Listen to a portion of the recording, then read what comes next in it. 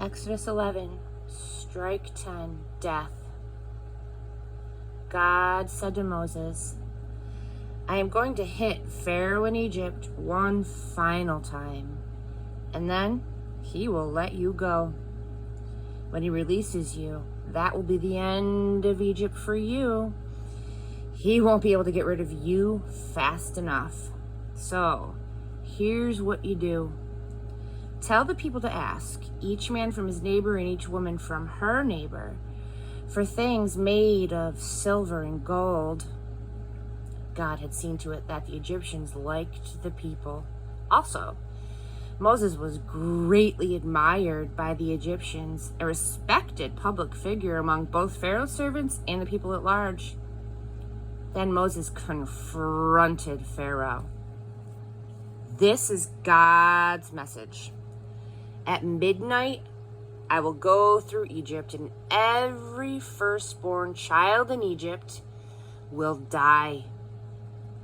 From the firstborn of Pharaoh, who sits on his throne, to the firstborn of the slave girl working hard at her hand mill. Also, the firstborn of animals. Widespread wailing will erupt all over the country. Lament such as never been and never will be again.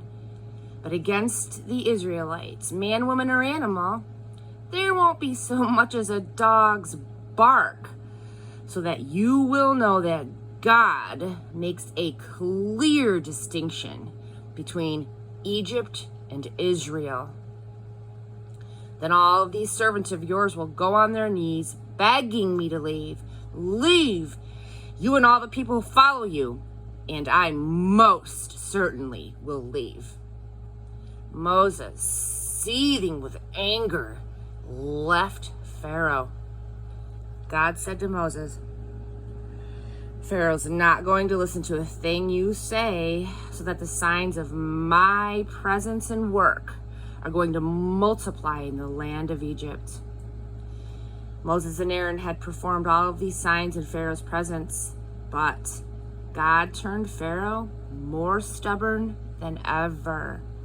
Yet again, he refused to release the Israelites from his land. Exodus chapter 12. God said to Moses and Aaron while still in Egypt, this month is to be the first month of the year for you. Address the whole community of Israel. Tell them that on the 10th of this month, each man is to take a lamb for his family, one lamb to a house. If the family is too small for a whole lamb, then you can share it with a close neighbor, depending on the number of persons involved. Be mindful of how much each person will eat. Your lamb must be a healthy male, 1 year old. You can select it from either the sheep or the goats. Keep it penned until the 14th day of this month, and then slaughter it. The entire community of Israel will do this at dusk. Then take some of the blood and smear it on the 2 doorposts of the lintel of the houses in which you will eat it. You are to eat the meat roasted in the fire that night, along with the bread made without yeast and bitter herbs. Don't eat any of it raw or boiled in water. Make sure it's roasted. The whole animal, head, legs, and innards. Don't leave any of it until morning. If there are leftovers, burn them in the fire. And here's how you are to eat it. Be fully dressed with your sandals on and your stick in your hand. Eat in a hurry. It is the Passover to God. I will go through the land of Egypt on this night, and I will strike down every firstborn in the land of Egypt, whether human or animal, and will bring judgment on all of the gods of Egypt. I am God. The blood will serve as a sign on the houses where you live.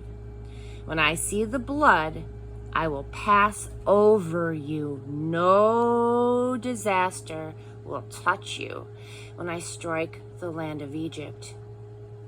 This will be a memorable day for you. You will celebrate it as a festival to God, down through the generations, a fixed festival celebration to be observed always.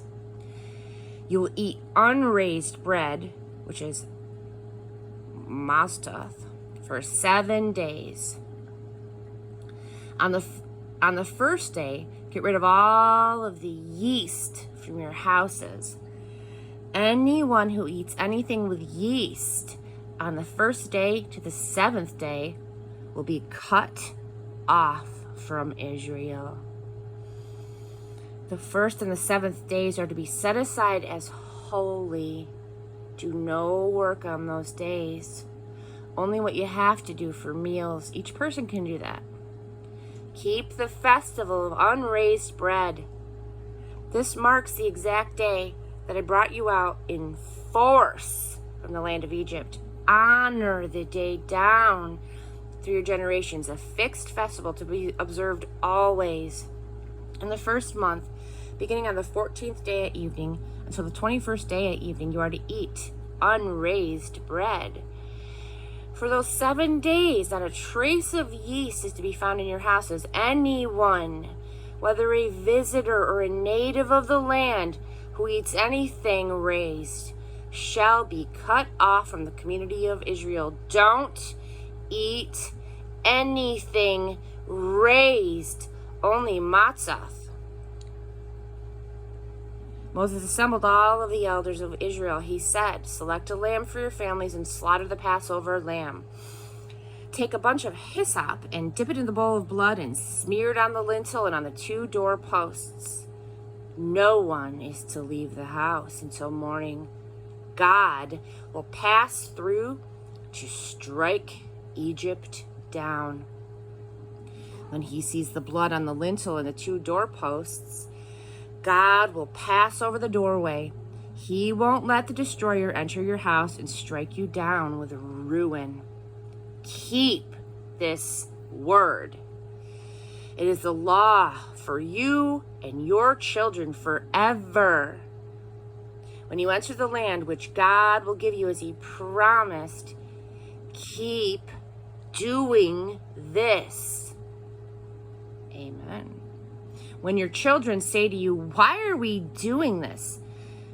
Tell them it's because it's the Passover sacrifice to God who passed over the homes of the Israelites in Egypt when he hit Egypt with death, but he rescued us. The people bowed and worshipped. The Israelites then went and did what God had commanded Moses and Aaron. They did it all. At midnight, God struck every firstborn in the land of Egypt, from the firstborn of Pharaoh, who sits on his throne, right down to the firstborn of the prisoner locked up in jail, all the firstborn of the animals. Pharaoh got up that night, he and all his servants and everyone else in Egypt. What wild wailing and lament in Egypt. There wasn't a house in which someone wasn't dead. Pharaoh called in Moses and Aaron that very night, and he said, "Get out of here."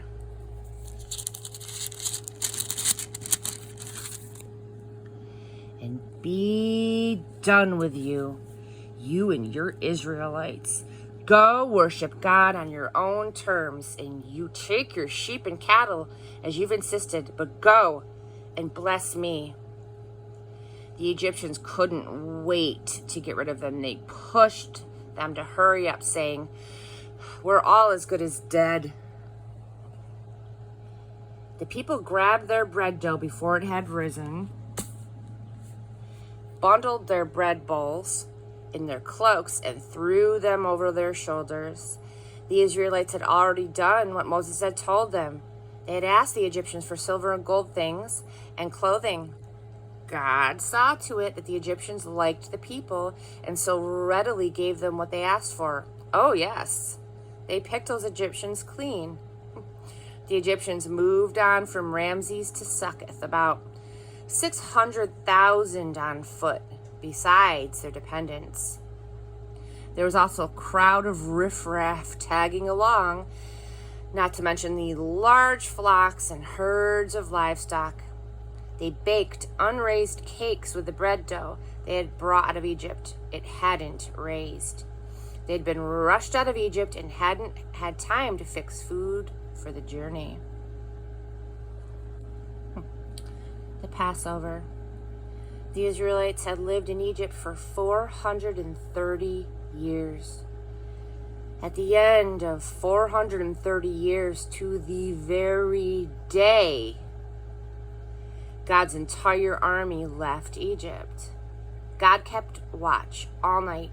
He watching over the Israelites as he brought them out of Egypt.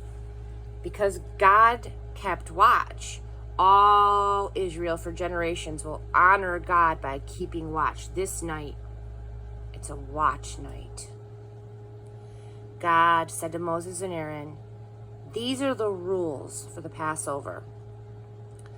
No foreigners are to eat it.